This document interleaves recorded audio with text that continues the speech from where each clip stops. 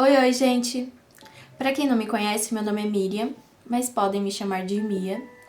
Hoje eu vim falar sobre um tema sério, um tema delicado, que é sobre a ansiedade.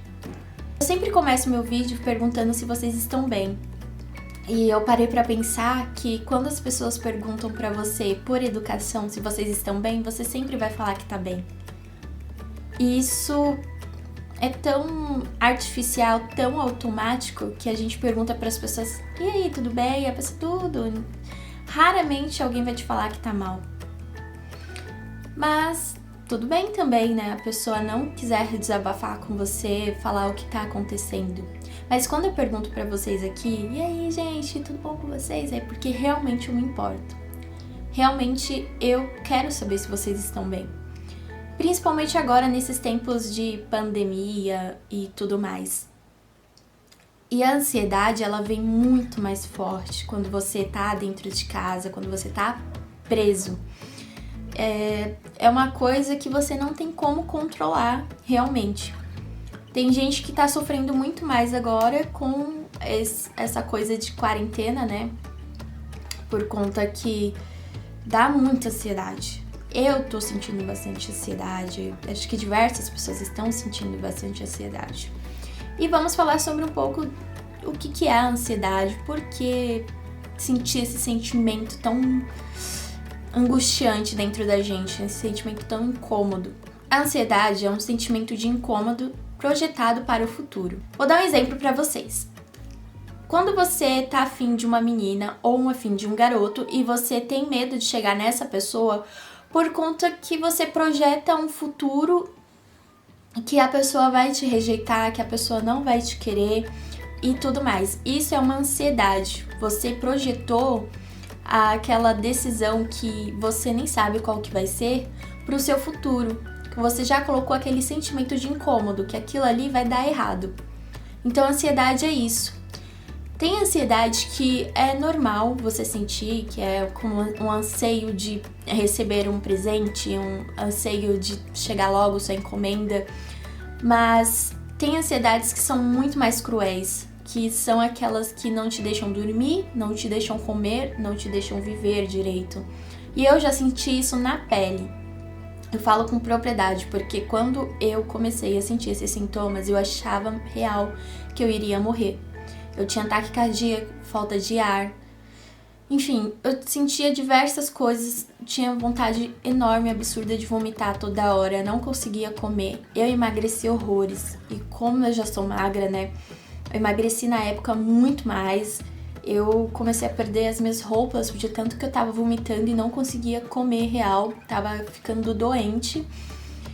E por conta de coisas que eu nem sabia o que tava acontecendo ali dentro de mim, o que estava acontecendo, por que eu tava tendo aquilo. Porque as pessoas sempre perguntam quando você tá tendo uma crise de ansiedade, mas o que tá acontecendo? O que você tá sentindo? E muitas das vezes a gente não sabe a resposta, a gente não sabe por que a gente tá tendo aquela crise. E aí que entra a observação, você se observar. Você, quando começou a ter essas crises, por que você começou a ter essas crises? O que aconteceu na sua vida que você começou a projetar isso nela? É bom a gente refletir sobre isso, quando que começou isso, o porquê que começou isso. Mas muitas das vezes não tem realmente um porquê certo, a gente não consegue enxergar um real porquê. Mas sempre tem algum gatilho que despertou aquela sua ansiedade, que deixou você mais frustrado, você com insônia, você com vontade de comer muito mais ou sem vontade de comer, você com vontade de dormir muito mais ou sem vontade de dormir. E principalmente agora que a gente tá vivendo um período bem difícil, que é essa pandemia, que é essa quarentena e tudo mais, deixa a gente muito mais com essa visão de futuro, o que vai ser o futuro? E a gente começa a projetar várias coisas pro nosso futuro que a gente nem sabe. Então a gente começa a ter um incômodo dentro da gente, como essas projeções de futuro que a gente tá fazendo não vai dar certo. Ou então que vai dar muito errado, que não vai chegar a acontecer. Mas a gente alimenta muito esses sentimentos dentro da gente quando a gente tá com cabeça, digamos que sem movimentar ela, sem exercitar a nossa cabeça. Quando a gente tá fazendo bastante atividades e tudo mais, a gente não tem muito, nosso cérebro não tem muito tempo pra dar vários gatilhos de ansiedade. Às vezes dá, mas raramente dá um gatilho de ansiedade quando você tá fazendo algum exercício físico. Você já sentiu isso? Bom, me contem aí.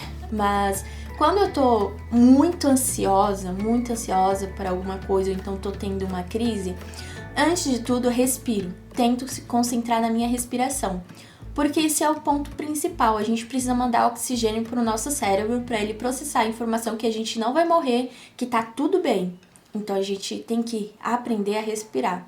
Eu até hoje em dia eu tenho dificuldade de praticar essa respiração e soltar pra fora. Sempre quando eu vou gravar algum vídeo aqui pra vocês, eu fico muito ansiosa do que eu vou falar. Meus pensamentos vêm muito na frente e começam a atrapalhar, e eu começo a travar, e eu começo a ver que não tá dando certo, aí eu começo a pensar que eu não sou boa o suficiente, que o que eu tô fazendo não é bom, e começa a me dar vários gatilhos. O que eu paro e penso? Eu estou fazendo isso por diversão, porque eu quero, porque é legal, e quem sabe isso possa ser futuramente o meu emprego, a minha renda. Enfim, eu começo a conversar comigo mesma, pra eu não ter esses sentimentos de culpa, esses sentimentos de inferioridade, pra me sentir inferior a coisas que estão acontecendo ao meu redor. Então eu tento conversar muito comigo mesma. Antes eu não fazia isso. Quando eu tive minhas primeiras crises, eu entrava muito em pânico real. Eu achava realmente que eu iria morrer. Então eu comecei a praticar a respiração e praticar a conversa comigo mesma. Dentro do meu interior ali, conversar comigo, falar, tá tudo bem, calma, vai ficar tudo bem. Mas eu sei que é muito difícil. É até estranho, é chato, infelizmente, eu me acostumei a ter crises de ansiedade e eu já sei como lidar, já sei como passar por isso. Mas quando eu tive as minhas primeiras crises, eu não sabia. Hoje em dia eu sei muito melhor a lidar com isso do que antigamente. Também conto com a ajuda de remédios, né? Comecei a tomar remédios, medicamentos, fazem 5 anos para controlar a minha ansiedade e afins. Também entra outras questões de outros probleminhas psicológicos. Até então faço psicanálise e tudo mais para tratar esse meu comportamento ansioso e tudo mais que vem junto com a ansiedade, que vem a baixa autoestima, que vem a irritabilidade, você fica muito irritado, você perde o sono, não dorme bem, você não consegue ter uma vida saudável. Então tudo isso aí engloba na ansiedade. E é aquela coisa, né, gente? Nada em excesso faz bem. Você dormir demais não faz bem. Você dormir de menos também não faz bem. Então é sempre bom a gente manter um equilíbrio. Eu li um livro uma vez assim, que era 13 coisas que pessoas mentalmente fortes não fazem. E nesse livro eu aprendi uma coisa. Desses 13 por quê? Que bom, né? Pelo menos aprendi uma coisa. Só basta agora ler mais 12 livros para aprender mais 12 coisas. Eu aprendi que a gente não pode se concentrar naquilo que a gente não pode controlar. Você não pode se concentrar em querer ficar bem o tempo todo. Você não pode se concentrar numa coisa que você não pode controlar. Você não pode controlar seu futuro. Você só pode estar presente ali naquele momento e ter controle das suas ações. Somente isso é a única coisa que você consegue controlar, suas ações. Mas de resto, você não consegue controlar nada. O futuro é incerto. Nada é definido, nada está definido. A gente não pode criar várias paranoias na nossa cabeça de como vai ser o futuro, de como a gente vai estar daqui a 5, 3, 4, 10 anos. A gente não pode ficar se comparando com outras pessoas, isso também causa muita ansiedade. Redes sociais causam muita ansiedade. Se você vê que você está usufruindo muito das redes sociais, dá um tempinho. Pensa, vai fazer algum exercício, vai dançar, vai fazer alguma coisa que te alegra. Porque senão, aí você vai ficar doido. Não deixa as redes sociais consumirem o que você tem, a sua energia. Não deixa as redes sociais consumirem a sua energia. Quando você vê que você está se sentindo mal, abandona o celular e vai fazer qualquer outra coisa pra você não alimentar esse sentimento ruim dentro de você. Tá bom? Espero que vocês gostem do vídeo, espero ter ajudado. E não se esqueçam de se inscrever no canal, deixar o like, compartilhar e comentar aí o que vocês acham, se vocês sofrem de ansiedade, como que é, como vocês lidam, o que vocês fazem. Assim a gente pode estar ajudando outras pessoas a verem de outra forma a ansiedade, como eu gosto de jogar uma bola pro alto, aí a pessoa vai começar a praticar jogar a bola pro alto, entendeu? É como se fosse uma corrente do bem. Espero que vocês gostem mesmo, de verdade, e espero que todo mundo fique bem, tá bom?